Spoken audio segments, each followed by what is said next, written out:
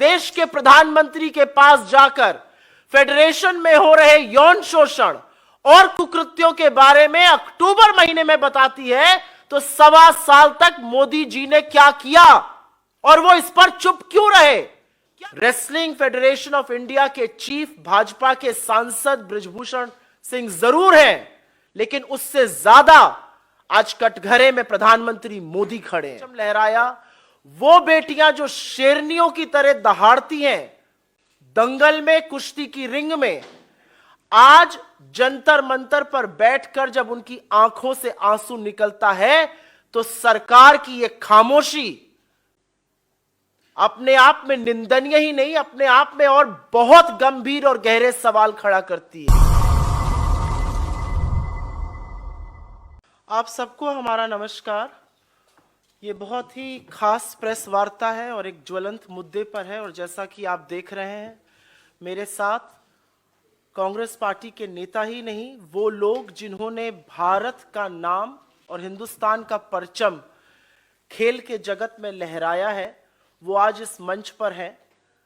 किसी और कारण से होते तो हमें बड़ा गर्व होता, लेकिन वो आज इस मंच पर हिंदुस्तान के उन खिलाड़ियों की वेदना और उनके दर्द को समझाने के लिए, बताने के लिए और सरकार से सख्त सवाल पूछने के लिए मजबूर हैं, जिसका जवाब बहुत पहले आ जाना चाहिए था।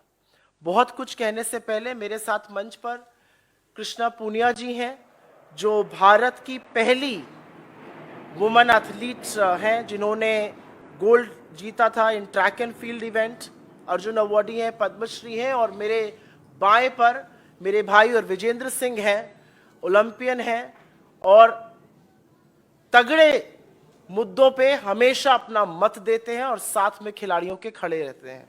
इससे पहले कि मैं इन दोनों लोगों को मंच दूं, मैं एक बात जरूर पूछना चाहती हूं।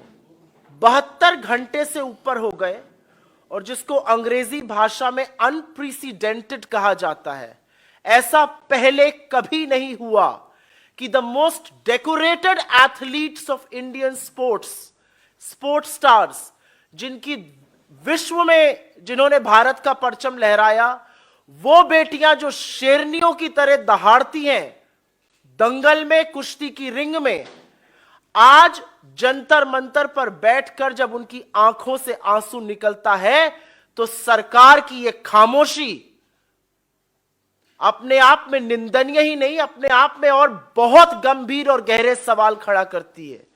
क्योंकि कटघरे और सवालों के घेरे में रेसलिंग फेडरेशन ऑफ इंडिया के चीफ भाजपा के सांसद बृजभूषण सिंह जरूर हैं, लेकिन उससे ज्यादा आज कटघरे में प्रधानमंत्री मोदी खड़े हैं। और ये मैं बिना रीजन के नहीं बोल रही हूं, ये एक पैटर्न है।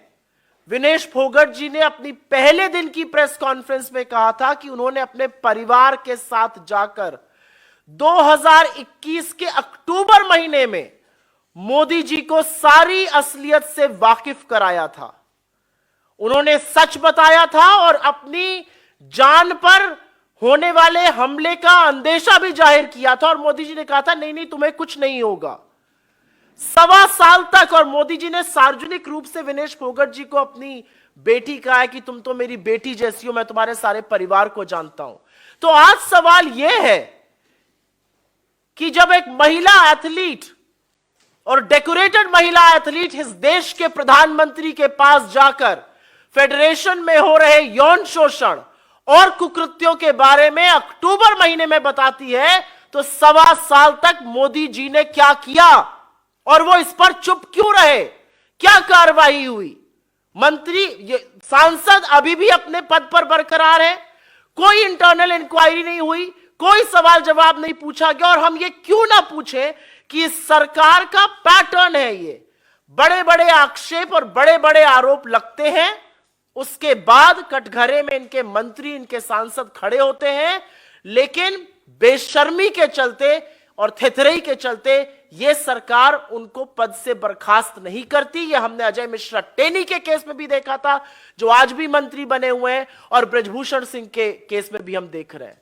मेरा सवाल यह है कि देश के प्रधानमंत्री ने अक्टूबर 2021 के बाद विनेश फोगट जी का कहना है उनको सब कुछ बताया, उसके बाद वो शांत क्यों रहे।